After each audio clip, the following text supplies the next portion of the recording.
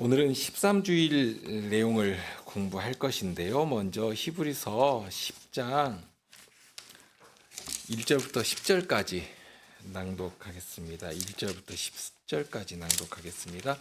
율법은 장차 오는 좋은 일의 그림자요 참 형상이 아니므로 해마다 늘 드리는 바 같은 제사로는 나오는 자들을 언제든지 온전케 할 수 없느니라.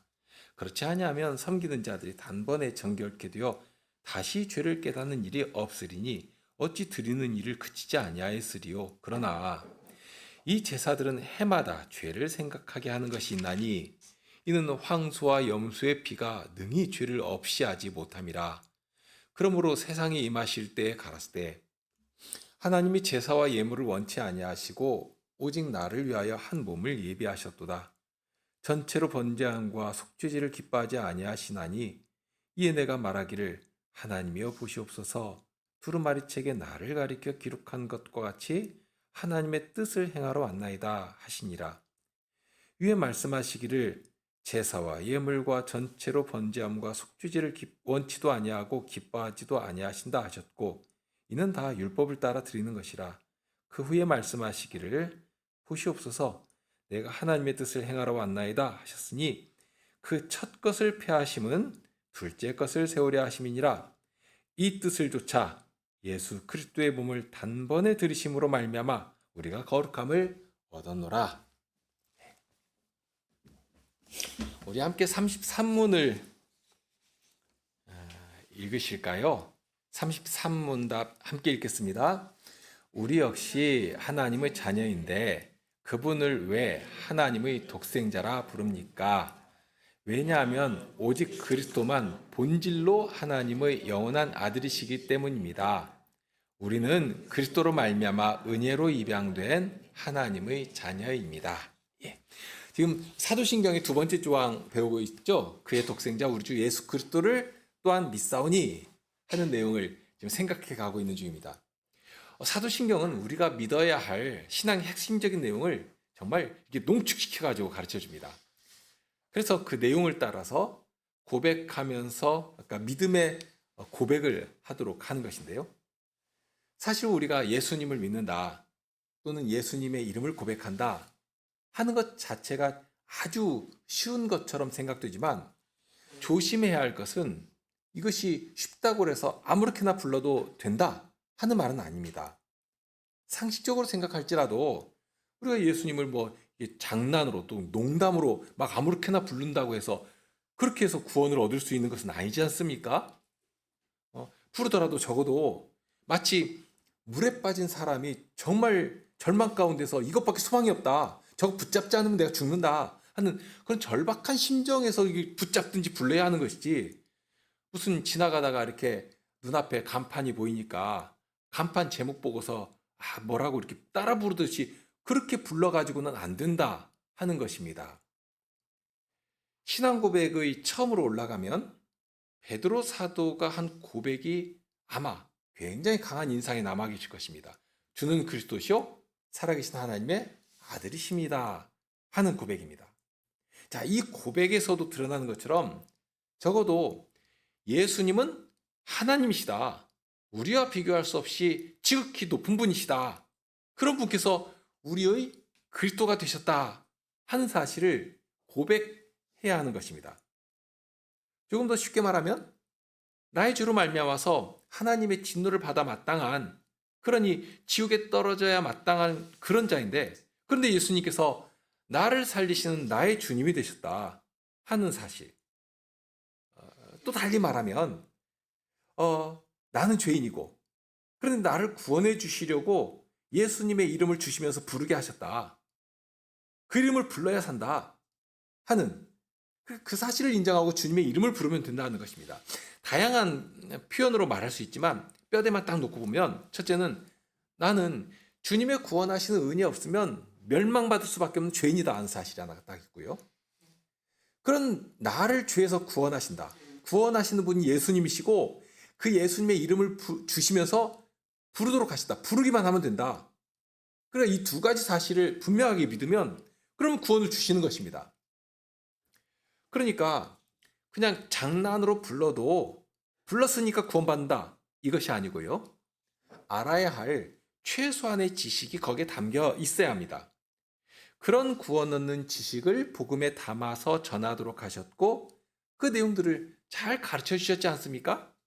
그러니까 가장 기본적인 도리에 대해서도 알고 믿어야 구원을 얻는 것이지만 거기서 딱 멈추면 안 되는 것이죠. 지식에서도 자라가야 합니다. 마치 그리스도께서 아버지 하나님을 아시는 것처럼, 물론 예수님께서 하나님을 아시는 것만큼 어떻게 그렇게 다 알 수가 있겠습니까? 영원히 하나님에 대해서 배워간다 하더라도 못하는 것이지만, 그러나 우리를 인격적인 존재로 만드셨으니까 정말 영원토록 이렇게 상승 발전하도록 계속해서 그 말씀으로 우리를 찾아오시고 인격적 관계 속에서 교감하면서 하나님에 대해서 배우고 경험하고 맛보고 누리고 하면서 알아가도록.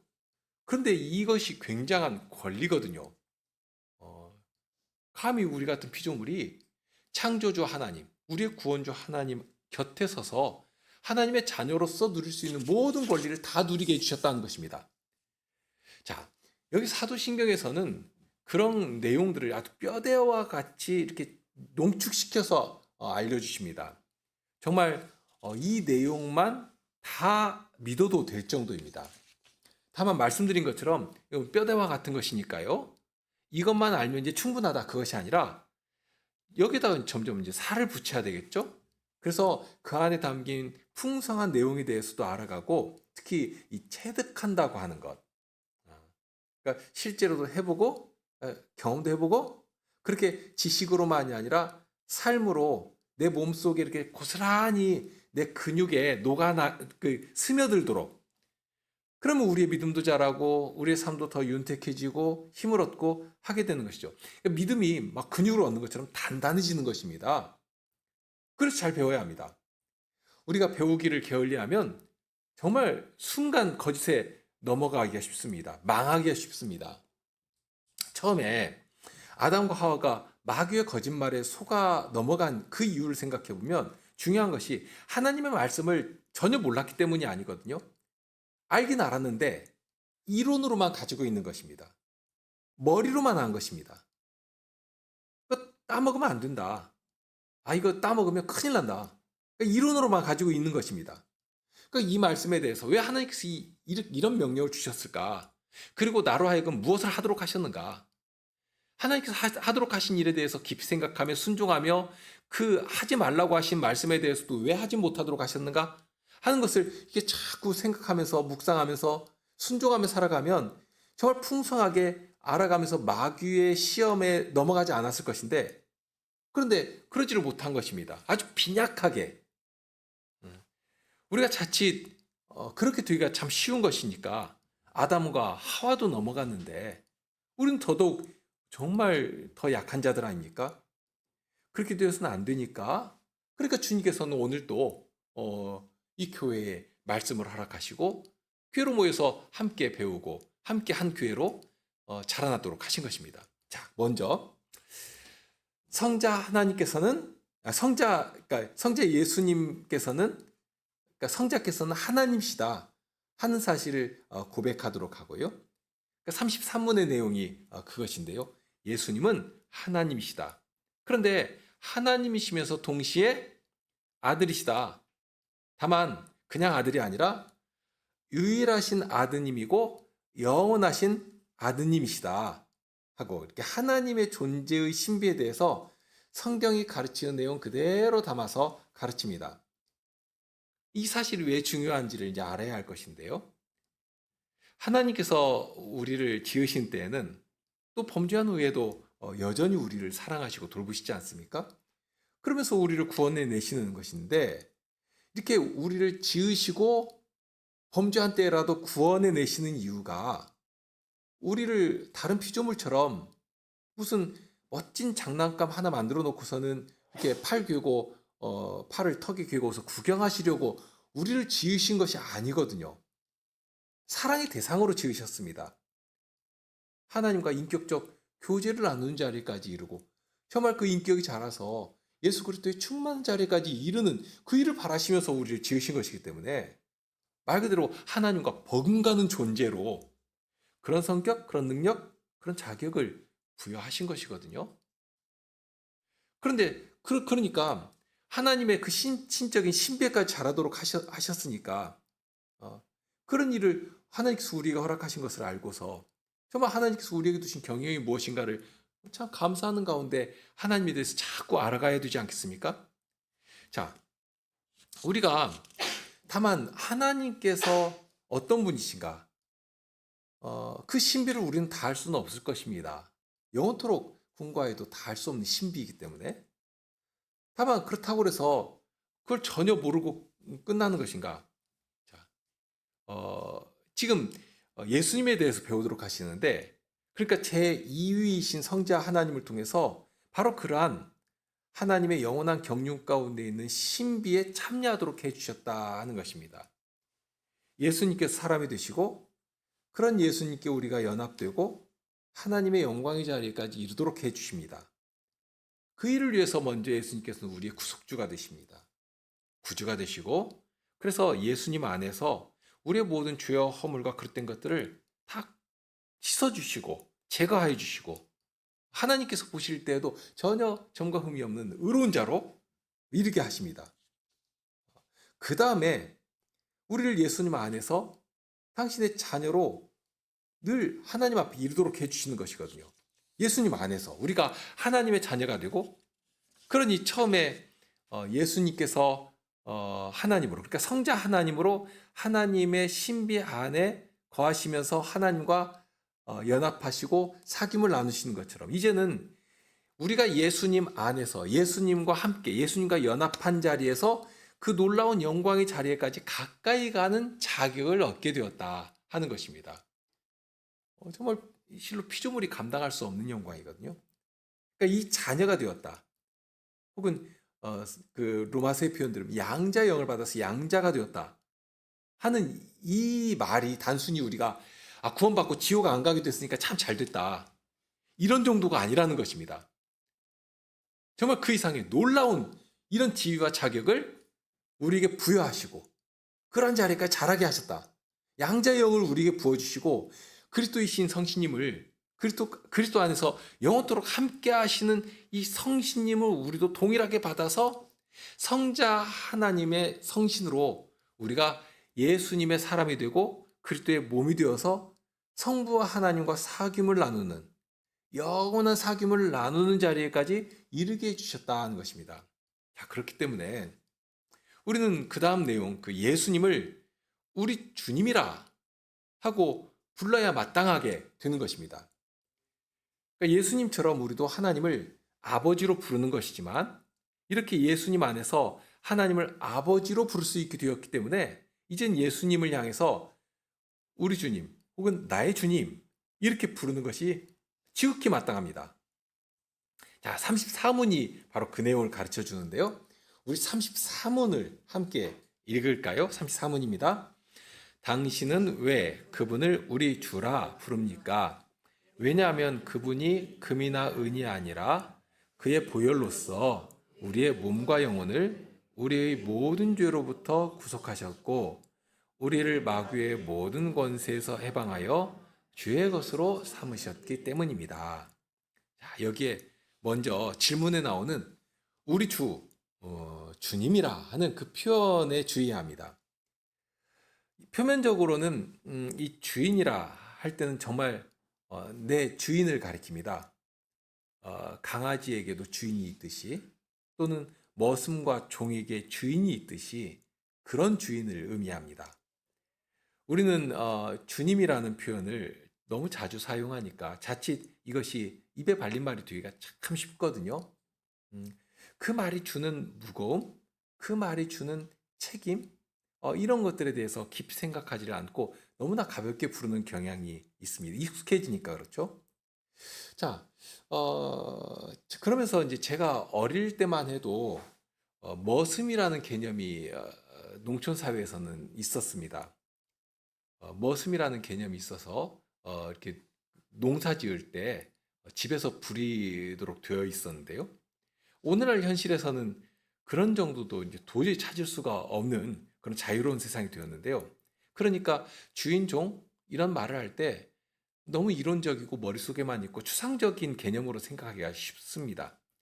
자, 이것이 현실이지만 우리가 이제 예수님을 나의 주님이라고 부를 때에 이것이 무엇을 의미하는 것인지, 어떤 의미, 이 말이 가지고 있는 무게가 어느 정도인가, 여기에 대해서 좀 늘 이렇게 상기시킬 필요가 있습니다. 굉장히 무겁고 큰 말이기 때문에 그렇습니다. 이 주인이라고 할 때는 말 그대로 나의 모든 전권을 가진, 그러니까 생사 여탈권까지라도 가진 분을 주인으로 부르게 되는 것입니다. 주인에게는 그런 권리와 힘이 있는 것이고요. 그러니까 내가 하기 싫어도 주인이 이거 해라, 굳이 명령할 것도 없습니다. 주인의 모든 말은 명령입니다. 그러니까 주인이 이거 해라 하고 하면 내가 뭐 싫어도 그 해야 하는 것이고요. 주인이 너 그거 그만둬 하면 아무리 하고 싶어도 더 이상 할 수 없이 그냥 손 딱 털고 내려놔야 하는 것입니다. 회사에서도 상사가 무슨 일을 시키면 뭐 하기 싫어도 그냥 억지로라도 하지 않습니까? 무조건 해야 하는 것이 조직사회인데요.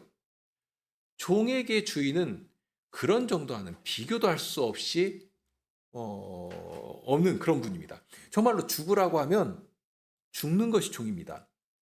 주인이 음식도 이거 먹어 하면 먹는 것이지만 먹지 마 하면 있어도 눈앞에 있어도 먹을 수가 없습니다. 개도 훈련시키면 그런 정도는 하지 않습니까? 그러니까 주인과 종의 관계는 어떤 면에서 짐승과 주인의 관계보다도 더 분명한 위계 질서가 서 있는 관계이기도 합니다. 굉장히 무겁거든요.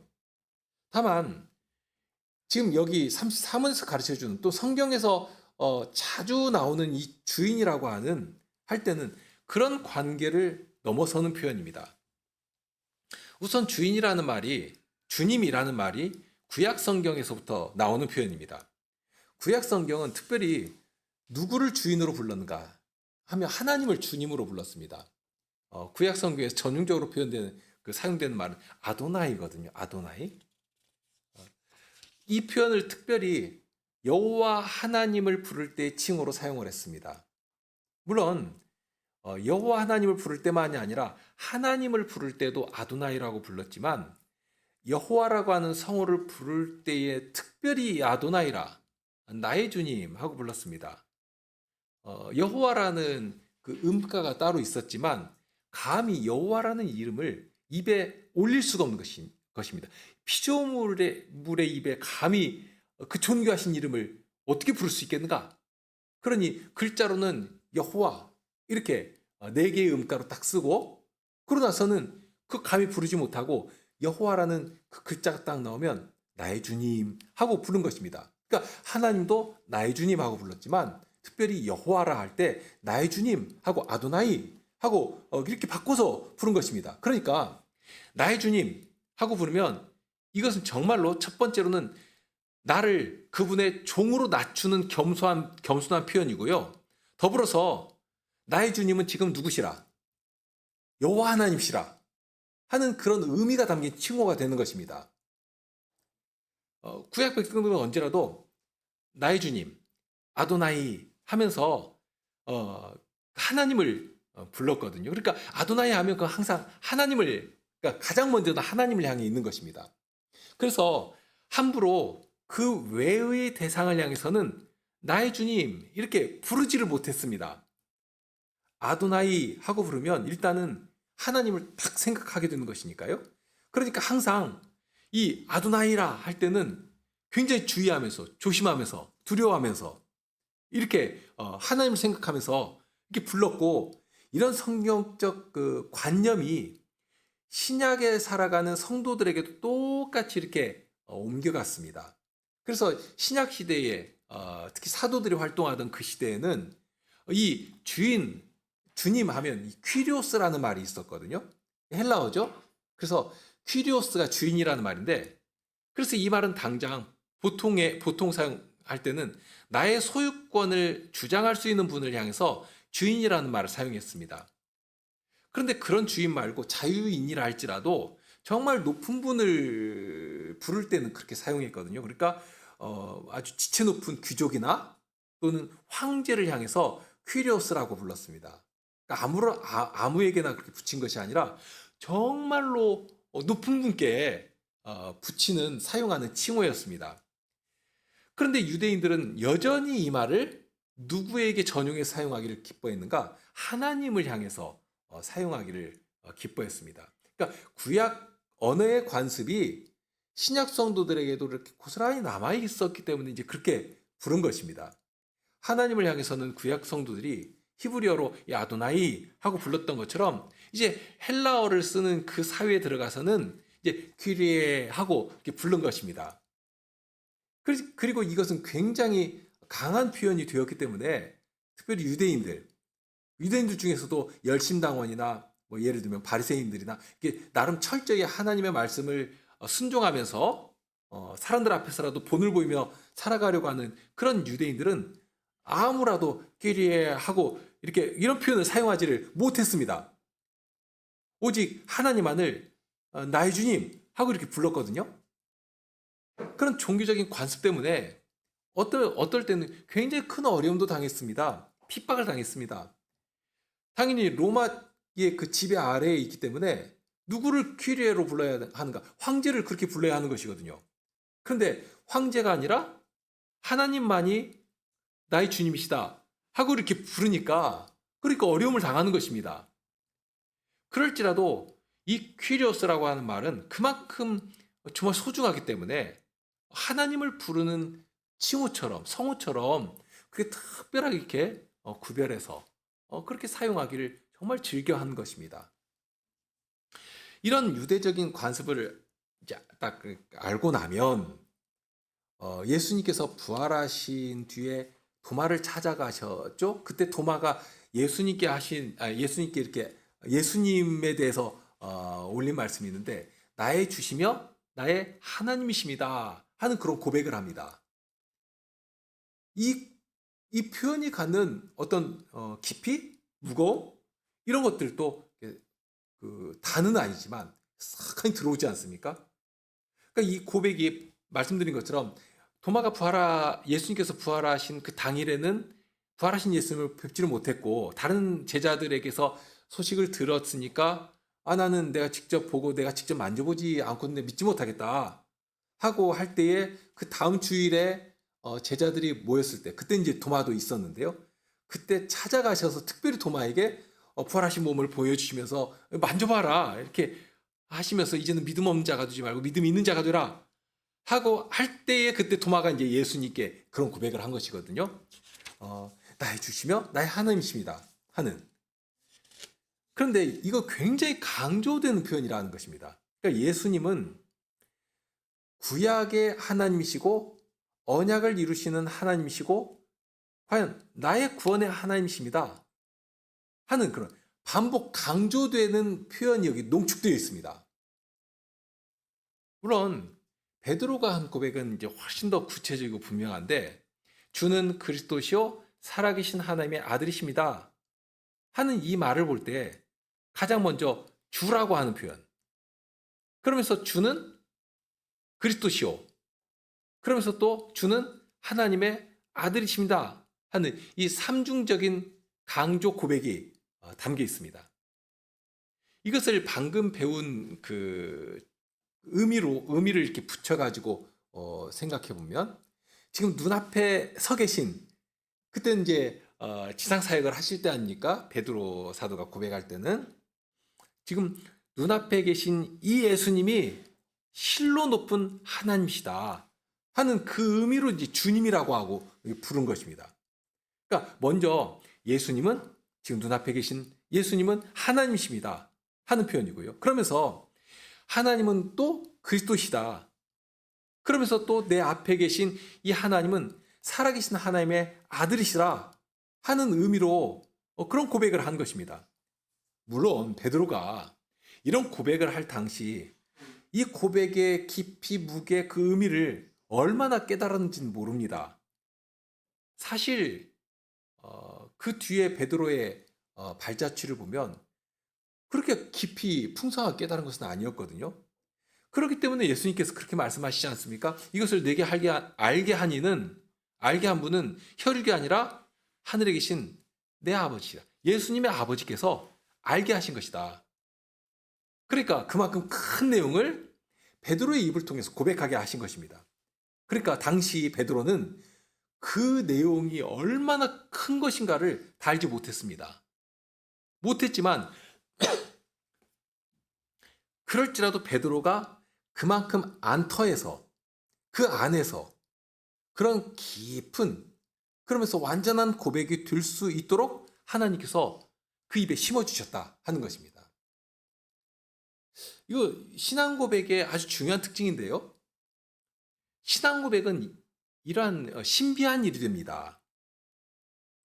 그러니까 내가 다 알아서 이만큼 풍성하게 아니까 이만큼 넓은 고백을 하는 것 아닙니다. 우리가 그 주의해야 합니다. 지금은 다 알지 못하지만 그러나 내가 아는 만큼 고백하게 하시고 그런데 내가 아는 것 이상으로 풍성하게 고백하도록 하시거든요. 그러면서 내가 한 고백이 또 하나의 도약대가 되도록 만드십니다.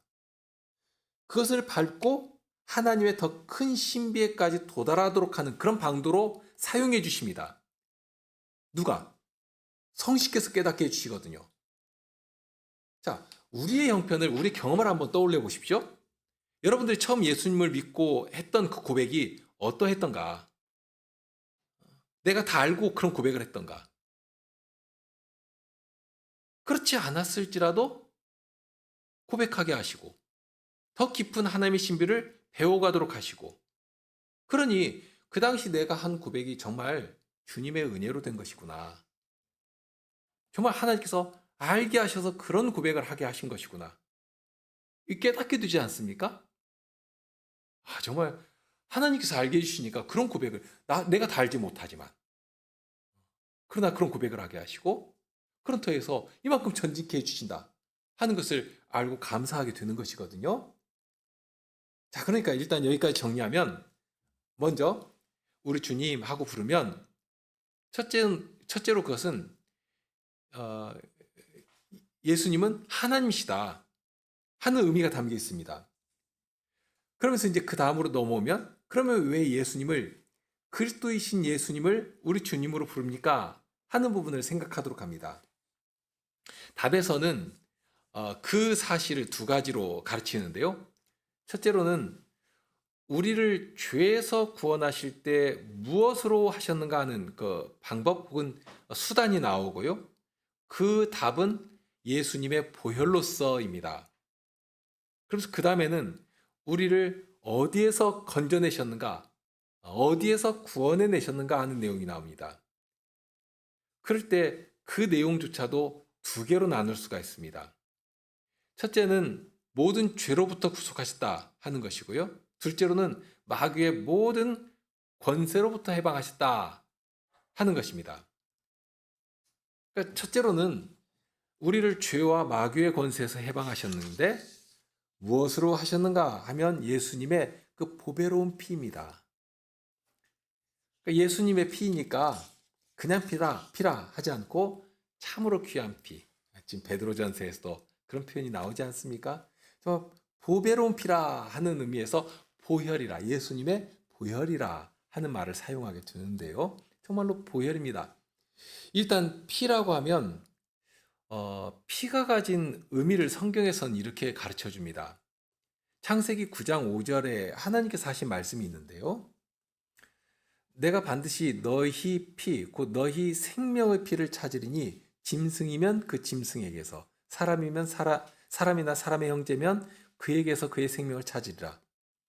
그러면서 이제 그 앞에 4절에 무슨 말씀을 하시는가 하면 고기를 그 생명되는 피채 먹지 말 것이니라 하는 말씀도 하십니다.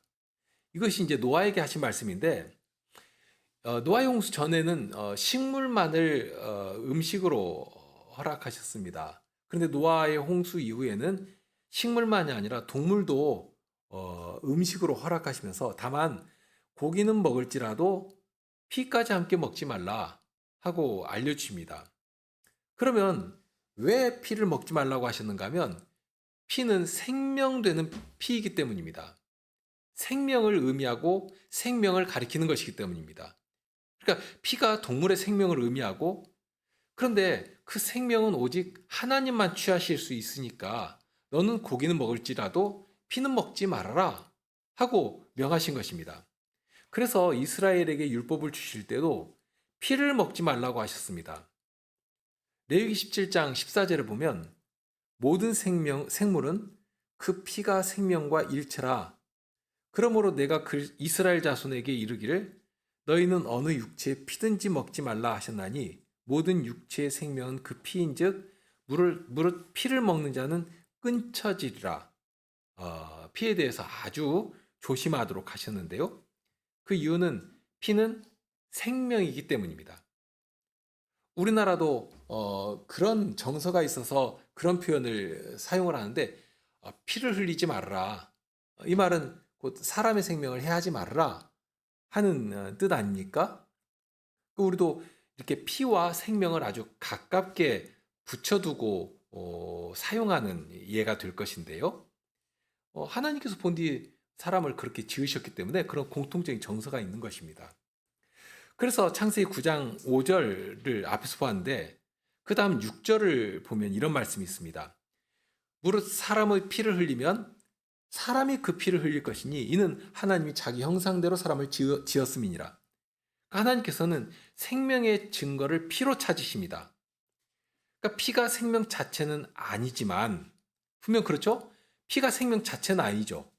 피 조금 흘렸다고 해서 그게 생명을 대체하는 것은 아니지 않습니까?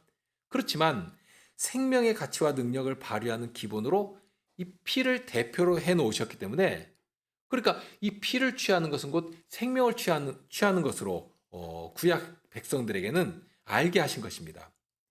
이것이 한 중요한 원칙이 되었습니다. 하나님께서는 사람과 언약을 맺으시면서 만일 언약을 어기면 죽는다. 반드시 죽는다 하고 정해놓으셨고요. 그러니 하나님의 말씀을 어기고 범죄한 인생은 반드시 죽어야 하는데 죽음의 표로 생명을 취하는 표로 피를 대신 받는다. 그러니까 피로써 그 생명을 대속한다 하는 그런 원칙을 정해놓으신 것입니다. 여기서.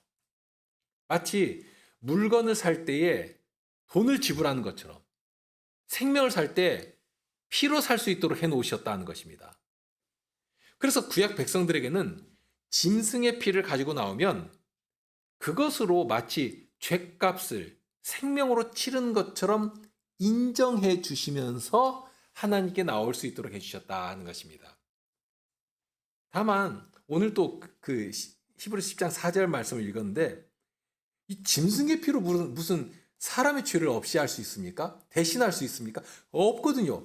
황소와 염소의 피가 능히 죄를 없이 하지 못하나니 하는 말씀도 하셨는데요. 아무리 비싼 짐승을 죽이고 또 피를 흘려서 하나님께 드린다 해도 짐승의 피로는 사람의 죄를 하나라도 없이 하지 못하는 것입니다. 작은 죄라도 씻어내지를 못하는 것입니다. 사람의 생명은 너무 귀하기 때문이죠. 하나님 형상으로 지은 존재인데 어찌 감히 짐승의 피로 대신할 수 있겠는가? 그런데 하나님께서는 그걸 표하도록 하신 것입니다. 짐승의 피를 가지고 나오면 하나님께서 그 피로써 용서하신다 한 사실을 믿고 나오도록 해주신 것인데 실은 무엇 때문에 그럴 수 있는 것인가? 하나님께서 예비하신 온전한 구원이 있기 때문입니다. 자, 일단 두 가지 면을 생각할 수 있습니다. 첫째는 짐승의 피이지만 피를 가지고 나오면 하나님께서 받아주신다. 그러니까 우리 죄에 대한 책임을 갚은 것으로 인정하시고 우리와 사귐을 나누는 자리에까지 이르도록 해주신다. 이것을 이제 원칙으로 세우시고 믿음 가운데 나오도록 하셨습니다. 그러니까 사람이 하나님께 나아갈 수 있는 길이 완전히 막혀버렸는데 죄 때문에 그냥 막혀버렸는데 길이 있구나. 하나님께 나아갈 수 있는 방법이 있구나 하는 이 구원의 소망을 가질 수 있게 된 것입니다. 그러면서 동시에 짐승이 아무리 귀해도 짐승의 피로는 이거 못하는 것이다. 사람의 죄를 없이 하지 못하는 것이다. 그렇기 때문에 하나님께서 예배하신 완전한 제사가 아니라면 이것은 도저히 이룰 수가 없는 것이구나. 그러니까 하나님께서 예배하신 구원에 대해서 사모하도록 하신 일이 되었다는 것입니다. 히브리서 그 10장 4절에 황소와 염소의 피가 능히 죄를 없이 하지 못하니까 그러면 어떻게 되는가? 그 다음 5절에 보면 그러므로 세상에 임하실 때에 가랐을 때 하나님이 제사와 예물을 원치 아니하시고 오직 나를 위하여 한 몸을 예배하시다. 예비하신 한 몸이 있다는 것입니다. 하나님께서 예비하신 영원하고 완전한 제사를 기다리며 소망하며 믿음 가운데 살아가도록 하신 것입니다. 그렇기 때문에 때가 되었을 때에 예수님을 보내셔서 예수님을 우리 대신에 마치 짐승이 그 제단 위에 올려지고 피를 흘리는 것처럼 그 흘린 피를 가지고 하나님께 나아가도록 하신 것처럼 그렇게 예전에는 짐승의 제사가 상징적으로 보여준 그 일이 이제 예수님을 통해서 실질이 되게 해주셨다는 것입니다. 그러니까 예수님께서 마치 예전에 소나 염소나 양이나 이렇게 죽고 피를 흘리고 그러면 그 대속의 제물로 흘린 그 피를 가지고 하나님께 나아갈 수 있는 것처럼 이제는 예수님께서 흘리신 그 피를 가지고 하나님 앞에 나아갈 수 있는 자격을 당당히 얻게 되었다. 그래서 예수님의 피를 부열리라 하고 하는 것입니다. 아주 귀한 피죠. 이런 피를 흘리셔서 우리를 죄에서 그리고 마귀의 권세에서도 능히 구원해 주시는 것입니다. 자, 죄에서 구원해 주시는데 구원의 정확한 의미도 거기 요약해서 가르치고 있는데요. 첫째는 우리의 몸도 영혼도 모든 죄의 책임에서 해방해 주셨다는 것입니다. 책임질 일이 있는데요. 죄를 지으면 죽는다, 형벌을 받는다. 그러니까 하나님께서 정하신 법이 있고 그 법대로 아주 두려운 심판을 받아 마땅한 것인데 그리고 또 심판의 끝에는 영원한 멸망이 입을 쩍 벌리고 삼키려고 기다리고 있는 것 아닙니까? 그런데 이제는 그런 모든 형벌과 책임에서 자유롭게 된 것입니다. 우리 앞에서 사라진 것입니다. 아무도 우리를 정죄하지 못하게 해주십니다. 예전에는 마귀도 그렇고요. 사망의 권세도 하나님 앞에 가서 우리의 죄를 딱 내놓고 참소하는 것입니다. 막 따지는 것입니다. 하나님께서 의로우시다면 이런 흉악한 죄인을 어떻게 그냥 두실 수 있습니까? 무서운 심판으로 정죄해야 마땅하지 않습니까? 하고 마치 이 사망이 주인인 것처럼 행세를 하는 것입니다. 그런데 이제는 전혀 그렇게 할 수가 없는 것이죠. 예수님께서 우리 앞에 계시기 때문에 하나님과 우리 사이에 예수님께서 계시지 않습니까? 이런 마귀와 사망의 참소를 아주 무섭게 물리쳐 버리십니다. 그래서 로마서 8장 33절 이하의 말씀이 바로 그 사실을 가르치는데요. 누가 능히 하나님을 택하신 자들을 송사하리요 의롭다 하시는 이는 하나님이시니 누가 정죄하리요 죽으실 뿐 아니라 다시 살아나신 이는 그리스도 예수시니 그는 하나님 우편에 계신 자요 우리를 위하여 간구하시는 자시니라. 누가 우리를 그리스도의 사랑에서 끊으리요 환난이나 공고나 핍박이나 기근이나 적신이나 위협이나 칼이랴. 그러니까 하나님께서 죄가 없다고 하시는데 아무도 정죄할 수 없다 하는 것이고 무엇보다도 예수님께서 우리 앞에 계셔서 우리를 대면하여 서 계시면서 우리 죄에 대해서 당신의 모든 구속의 사실로 다 변호하고 계시는 것입니다. 내가 이렇게 피를 흘려서 죄를 용서해 줬는데 모든 책임을 내가 다 가져가는데 무슨 권리로 또 와서 책임을 묻느냐 하고 화를 내시면서 물리치신다 하는 것입니다. 예수님께서 이미 다 갚아버리셨으니까 하나도 남지 않도록 다 갚아버리셨으니까 하나님께서는 아주 흡족히 여기시면서 받아주시는 것입니다. 자, 이러한 죄의 형벌 또는 죄책만 가져가시는 것이 아니라 마귀와 원수의 손에서 우리를 빼앗아서 자유케 하시며 아들의 나라로 옮겨 놓으십니다. 이 사실을 골로새서 1장 12절에서는 이렇게 전하는데요. 우리로 하여금 빛 가운데서 성도의 기업의 부분을 얻게 합당하게 하신 아버지께 감사하게 하시기를 원하노라. 그가 우리를 흑암의 권세에서 건져내사 그의 사랑의 아들의 나라로 옮기셨으니 그 아들 안에서 우리가 곧 구속 곧 죄사함을 얻었도다. 이렇게 흑암의 나라에서 하나님의 아들의 나라로 딱 옮겨 놓으시고 그러니까 위치가 완전히 달라진 것입니다. 그렇게 이제 전에 우리를 종부리듯 부리던 세상과 마귀와 이 사망의 권세까지라도 대적하면서 아주 유능하고 능력 있게 저들의 세력을 물리치면서 하나님의 백성으로 하나님의 군병으로 살아가도록 하신 것입니다. 그러니 이런 구원을 주신 예수님을 우리 주님이라 하고 부르는 것이 어찌 합당하지 않겠습니까? 아주 옳은 고백이고요. 더욱 힘있게 예수님을 우리 주님 하고 불러야 할 것입니다. 어떤 자리에서라도, 특별히 죄의 유혹이 우리 앞에 다가올 때, 이러한 주님의 이름을 부를 때 주님께서는 또한 우리를 붙드시고 보호하시며 힘을 내 움직여 가도록 하실 것입니다. 우리가 예수님을 나의 주님 하고 부를 때 이런 큰 구원의 은혜와 능력이 우리와 함께 하시는 것입니다. 우리 함께 찬송하실까요?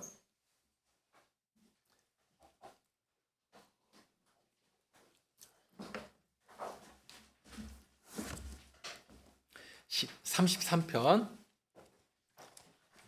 2번 4, 5, 6절입니다. 4, 5, 6절입니다.